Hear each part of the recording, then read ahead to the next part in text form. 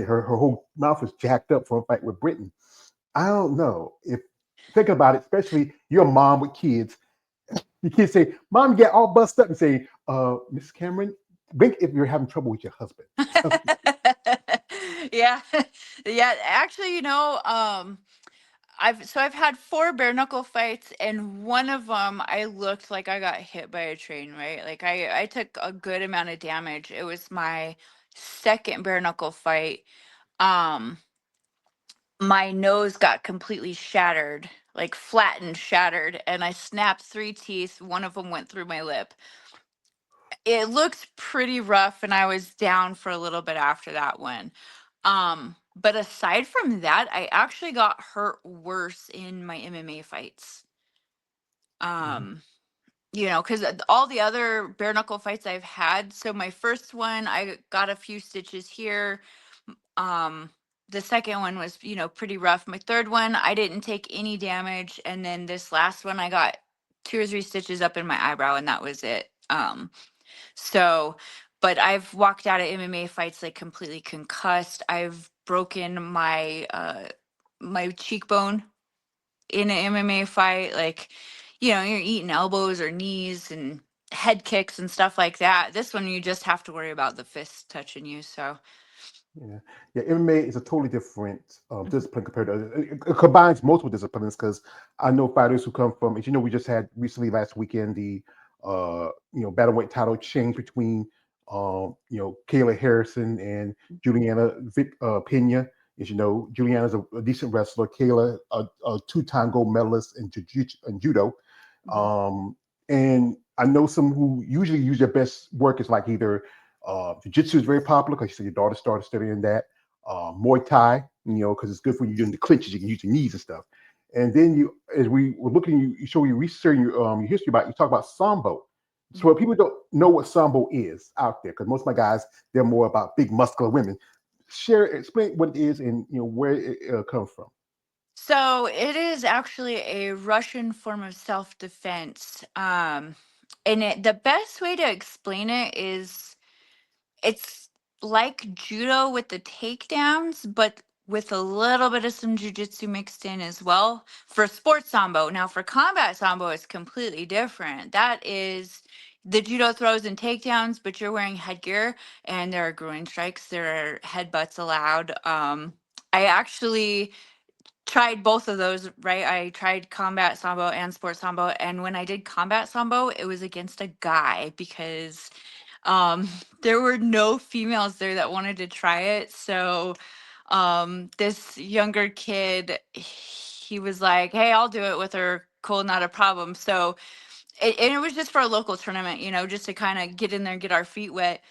I had a 20-pound weight advantage with him, and I just asked him, I'm like, "Hey, like, I won't hit you as hard as I can. You don't hit me as hard as you can." And he goes, "Okay, fair, like, super fair. Like, let's just get in here and just do the damn thing, right?" Um, so we did it, and actually, standing up, I was doing pretty well. And then he got me in a really good takedown and ended up choking me with the jacket. And um, so I lost that one, but it was fine because, it was all about experience, right? And now I can say, like, I fought a guy once. Yeah, you probably got. That's the thing is. That's the thing is. Like I think, especially in. I know I talk to ladies that sometimes it's hard to find a partner, especially Mhm. with a woman when it comes to like either jujitsu or any kind of discipline. Because with men, we have to pull back a little bit. Mhm. Especially he's young and he has that natural youth and strength. I remember when I was young, when I used to be a man, but it's different things have changed. And that's tough. I mean, the groin strikes. Oh shit! No, I couldn't do that. No, oh Yeah. no, no. Not the twigs and the berries. No, you can't. You Uh, gotta. Yeah, that's no go. That's no diddy there. Yeah, yeah. So yeah, but that's so I got into Sambo because my original gym was Sambo based. Because my coach that I had there was a Pan Am gold medalist. So it was pretty cool. Pretty neat little thing to learn, and it transitions really well into MMA.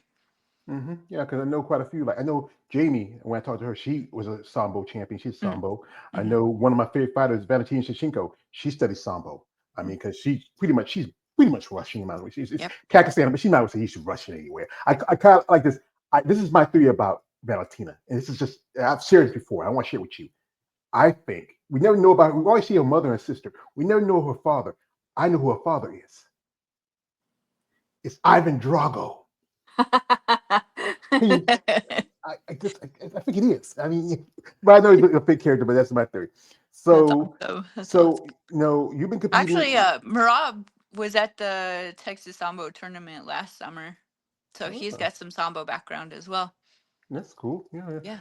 So you were at BKFC. Why switch from BKFC to BYB? So, um, BKFC has a very thick roster with the smaller weight classes. I'm not a small female. Um, And so trying to find an opponent at 135 pounds was really difficult for me with BKFC. And I ended up sitting for over a year. And we talked to the matchmaker, me and my manager, and he's like, I don't want to let you go because you're a great fighter. He's like, but I get it. Like, we don't have anybody for you to fight. The last two fights that I had with them, um, I fought a 115er and another 125er, like, because they were coming up just to give me fights. And, that doesn't do well for me trying to move up in the rankings or trying to, get to a title contention spot. So, um, BYB actually has a little bit of a thicker roster in the, 30, 35, 40, 45. And I was like, well, I'm not getting any younger. Let's just go over there. Let's see what we can accomplish. If you look at the Boxer Rec world rankings, Patty Juarez is number one at 135 pounds, number one in the world, right? For bare knuckle. And I was like, well, that's a challenge that I totally would love to take on. So it was enticing to go ahead and accept their offer. And also, so I'm not just sitting around being stagnant for a while. So that's why. It's just because there's a little bit more opportunity right now as BKFC is trying to build their divisions a little bit deeper. So, and Yeah, I can't drop to 125 anymore. It's brutal. yeah. Like I remember when Kayla, they showed Kayla when she got her weight cut because she's a naturally a big woman. She's Yeah. very muscular. There's I know Europeans accuse her of using steroids, but yeah, but she has a very thick, muscular build, and I think it's hard for her because she was fighting as a lightweight over at PFL, and now going to UFC trying to make 135. She makes it, but I Yeah. think especially for y'all women y'all have more high BMI compared to men. It'll Hmm. take us guys long to drop weight because I was one point I was 500 pounds almost, Oh well. and I'm right now I'm under right now at 400 something, because we have that natural, our testosterone and or body chemistry because you like I said, your mother with a how many kids you got? Two. Two. And how old are they? Almost 16 and 19. Oh, 16. And which one's the 19-year-old? My daughter. Remember, beat her down. Yeah, she don't let her remember. And that little boy, put him in place. The teenager, hey, but yeah, that's the thing is that's a danger for women because like I said, I do content bodybuilding, and those ladies have to go down to a certain weight, especially to compete. So you left BKFC because I know right now they are starting to pick up because I interview a lady who fights over there, and that is Jessica Borgia. Now she's fighting over there, I think 145, 135, and you go to BYB, doing pretty good there. Is it just? I know one. I asked this to Monica. Would they ever want to do like a cross promotion? Oh, right. Like, I wouldn't be opposed to it. I know both promotions probably like to butt heads quite a bit. So, I don't know if that would ever happen, but it would be really cool if they did like a champion versus champion thing. Yeah, I think it'd be good. It'd be something different. I mean, I know, as you know, UFC is one of the biggest organizations. There was always talk about doing that with Bellator, but it never happened because Scott and Dana didn't get along. They used to be partners in the past, but now Mhm. they're competitive. So, folks, while we get the lovely Miss Kamyron here, what we're going to do is this: we're going to jump to her social media for a little bit. You want to follow her? The link in the description of this live stream. You can check her out. Also support her upcoming fight. These ladies and men and women can use support, especially you got to think about it. They're going in there, they look like Rocky Balboa, right? Cut me, man, cut me. So I gotta give my respect to that stuff. But guys, this is a nice lady. She's really nice. She kind of stay out with me. And I know she's not, like I said again, most of my guys are, they're muscle purse smoked. They like muscular women, but they still like women, period. Guys, no weird shit, no D-pics. Stop it. She got kids, Yeah. man. She got a man. I mean, come on, have some respect. Not just for her and her family and yourself too. So we're gonna jump in here, and here she is right there with Dada 3000. I mean, I remember his fight with back in Bellator with Kimbo Slice. That was, what's he like to be around? You know, I thought that he was gonna have a very big voice. He was so soft spoken, like just very pleasant. You know, yeah, like when we were doing our face off after weigh-ins, he was talking to us and he's like, you ladies got to put a lot on the line, and the whole world's going to be watching. But he was so soft spoken about it, very kind. So, and then I talked to him, I think after some fights that were here in February, and again, he was still very soft spoken. Such a nice guy. Yeah. And where this is your fight when you won the title, and that Yes. was super lightweight. Now, what's the difference between super lightweight and lightweight? 5 pounds. 5 pounds. So super lightweight was 140 pounds and lightweight is 135 pounds. Yeah. And here she is. Who you say love to? You're saying to your man or your Oh, my kids? son. My Oh son. yeah. He I was don't know like, if I I could. love you, mom. I don't know if I can sit there and watch my mama. I mean, one jump in the ring, say one fight with you, but that's good. I mean, And I was blowing kisses to Patty's fans because they were booing me. And I was like, you know what? We're just oh, gonna show them some kindness because nah. This how it is. I'm like this. Sometimes I got another personality. I'm player hater here. You can hate that. I can't hate no more. Yeah. Forget them. But yeah, I mean, it's really tough to to be a competitor, and also raising a family, responsibilities. Like, what's your training like during That the is week? one of my training partners. I was running late that day, and so she she made that video while she was waiting for me because she had to wait like 20 minutes. What's her name? She's a fighter too. Yeah, that's Kat Paprocki. She fights for BKFC. All right. What class? What weight class she's also in super, She's or a she's straw weight, so she's strawweight. 115 pounds. Yeah. Well, that's good. You have a good relationship, and y'all, it's good to have good Yeah. training talk. But like I said, what's your regiment like during the week when you're training? Um, so Monday morning I have boxing class with my head coach Jake, and then in the evenings is strength and conditioning. Tuesday I have sparring and running. Wednesday I have Wednesday I have boxing with Coach Chris down in Colorado Springs, and then strength and conditioning, and then a private with Jake in the evening. Thursday, I do boxing and then boxing sparring. And then Friday is a private with Coach Chris down in Colorado Springs, and then strength and conditioning. And then Saturday is some running. All right. So your trainer named Jake. I'm sorry, I got to do this anytime I hear need Jake. Yo Jake. I want that money. I want that gun. I'm sorry, I'm a Denzel from. I know another guy named Jake, and he's in the world of bodybuilding.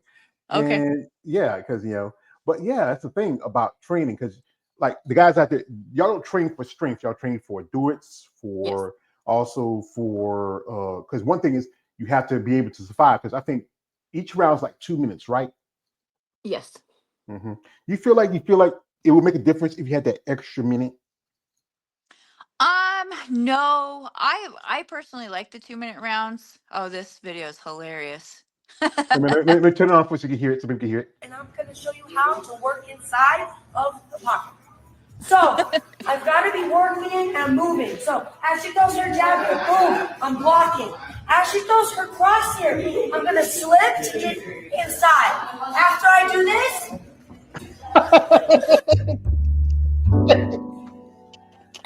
Oh my! Oh, and that is technique of the week. that is as you know, I said again, I'm a perv. That's That's hilarious, right? That was yes.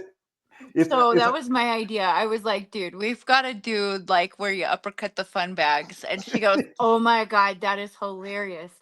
I So I tell you, I don't know. That's the reason why I think I couldn't do sparring with a woman. Because especially imagine if you have somebody that's built like Dolly Parton, and you sparring with her, and Right. you say like, I got to do like Rocky Balboa. Hoo, hoo, hoo, hoo. Right. but Yeah. but that's good that you this is You have part of to have fun with it too, yeah. right? Like you just gotta get in there and do some fun stuff. Yeah, and the training's pretty good. Like, what's your diet like? Because I know it's very strict. Because you have to cut the weight. Because that's one thing about it. Yep. And also the weight cut is can be brutal, especially Right. again for women. So the girls that I work with for my nutrition are amazing. They work specifically for girls. Like I have two female nutritionists. One is for um I'll use her during my camp just to make sure that I'm eating enough. And then the other one I use for my weight cut specifically, because I've used her for I think 8 or 9 cuts now, and the cuts are each cut keeps getting better and easier. And then the reload process and everything is just phenomenal. Oh yeah, that's my training partner Kat when she fought. Uh, yeah, but like I said, that thing is about you have to find the right things. Like I say Yep, this quite often, especially when I talk to female bodybuilders. Food is part of the process. It's both absolutely. a weapon and a tool. It's all about the right foods because you just can't eat everything. You Right. have to be on a consistent diet. Hmm. Stick to your training. Be patient. I know this sounds like you know, especially after you've been on this strict heavy diet. What's that thing you often want? You know, Courtney. What's that thing that you be desiring, especially after a fight and the long weight cutting like that? What's that thing that be calling your name? Brunch. It's so strange. I love breakfast food. And so usually the day after my fights, we'll go have just a massive spread for brunch. And, the pancakes, the bacon, the waffles, all that shit. That's my favorite. I don't eat breakfast much like I used to. It used to be a thing for me. My mom used to do when she was around because I took care of my mom for a long time. We used to get up in the morning. I cook some sausage and grits and pancakes. We sit, we talk. She has eggs. Yep. I don't like eggs and nothing, but after that, I don't do breakfast. But yeah, that's a good thing. That sounds great. I mean, Yeah. so now with this fight coming up with Patty, you fought Patty before. Now you're fighting her weight class. Mhm, What's your feeling? You feel like you already beat this opponent before. You mhm. feel like you have a better shot, because you feel like this you're gonna be double champ.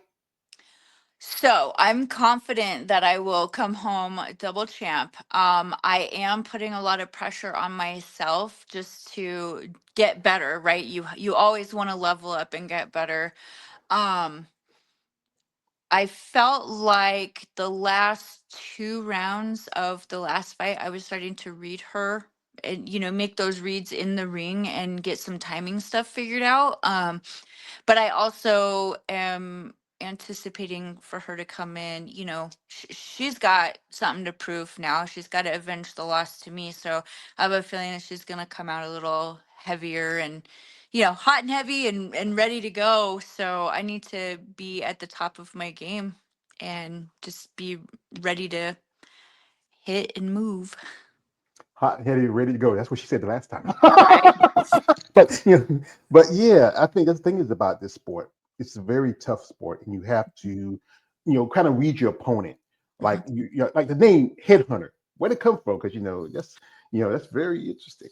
Um, so my original coach was trying to come up with a nickname, and I was on a 5 or 6 fight win streak, and he just popped off with it one day. He's like, "You're the headhunter." And I was like, Why do you say that?" And he's like, "You've just taken like 5 or 6 heads straight. Like, and before I learned what body shots were, that's all I did was just punch people right in the face. Like there was no body work to anything that I had done, and then he's like, "Well, you're the head of your family and you're a hunter." And it just you put it all together and it makes sense. And I was like, "Well, I like it." So it stuck. Yeah, that's pretty good. I think one thing that is important to learn how to attack the body because you know what you Hmm. attack the lungs, the kidneys, you know, the liver shot. I've seen fighters get taken down by a liver shot. Sometimes you can go for the head. That somebody might just have a hard head, a lot thicker. Oh, yeah, And the absolutely. strategy is always to always pay attention of how your opponent moves, because sometimes you can see things and catch them. Yep. Like you feel like go back to your most difficult fight. What do you feel like you should have done better or changed in your mindset? My most difficult fight was my last amateur MMA fight. It was a 5 round title fight, and I went against a phenomenal striker. Like, she's a fourth degree karate black belt, couple time world champion, in karate, phenomenal striker. And we were doing great. Her striking was really good. I have a bad habit of when I get hit, I just sit there and just I'll have a slugfest with somebody, right? Like, I won't move enough. And so with her, I was doing really well mixing in takedowns and stuff like that, to kind of counter her striking abilities. And then the last 10 seconds of that fight, we got in a slugfest, and I ate a right hand right down the pipe, and it ended the fight with 2 seconds left. It's the only time in my entire career I've ever been finished. That's Yes. tough. I know Yes. it's So, tough. Like I said, I think that's why you want to stay away. How a friend told me, fighting in the phone booth kind of fighting, because yes. sometimes, Yes. like one of my favorite fighters, Chris Cyborg, she did that same thing with Amanda Nunes. They were slugging it out, and Amanda, I'm not a big fan of hers, but she does have heavy hands. Mm-hmm. She's supposed to be making her return in probably by the end of this year to face the new champion, Kayla Harrison. Do you Who do you follow in the sport that you're a fan of, or respect as a fighter? I try to follow as many of the female fighters as I can, from local fighters all the way up to UFC level fighters, just because, we're all women, we're all on the same team, even if we're fighting each other, you know, I try to support them, they support me back. Yeah, I just like watching all of them fight. I'm a girl's girl when it comes to fighting. You're a girl coach, but you fight like a girl then. Yeah. That's the thing, is that I think people's idea when it comes to women in any kind of sports that's very traditional men, very masculine, like Mhm. boxing. We look at people like Clarissa Shields. You look at right now, I think next month supposed to have this whole fight card with Amanda Serrano versus Katie Taylor 3. Yeah. To me, I'm gonna say this. No, Amanda won those first two fights. Mhm. I'm like I said again. I watched the first fight. I didn't see all of the second fight, but from what I see of Katie Taylor, she just, if that was a fight with an extra minute, I don't think she would last long. She's Mhm. she's like a fighter I used to grow up watching, Evander Holyfield. She likes to use her head button. She's a dirty fighter. Mhm. Yeah, I saw that too. It was pretty Yeah, rough. yeah, yeah. Yeah, That's I that mean, fight in Kansas later this month, right? That fight card? actually, I think it's next month. It's in July, I believe. Oh, yeah, yeah, yeah. Yeah, you're correct. I was thinking of the Deontay Wilder card in Kansas. Why was I get like Mhm. tired? Mhm. Mm-mm. Brother, I love Brown Bomber, but he needs to work on his legs. I mean, I like this to this day. It just hypes me up. But I think he just needs to. I don't know. He's more of a brawler, and that's the thing is, if you are a brawler fighting a boxer, that's why he beat. Honestly, he beat Tyson Fury in the first fight, but the last two fights, Fury does just. You look at Tyson Fury, you look like he should be. I don't know, eating ham sandwiches, and you'll think he's a boxer. But Right. yeah, I mean, a shot to the Brown Bomber. Yeah, that's the thing is that the strategy of a fighter. Like I said, you being multiple disciplines. What you ever think about going back to MMA, or you feel like you're good where you're at now? I'm good where I'm at. I joke all the time because in between fights for bare knuckle, I will do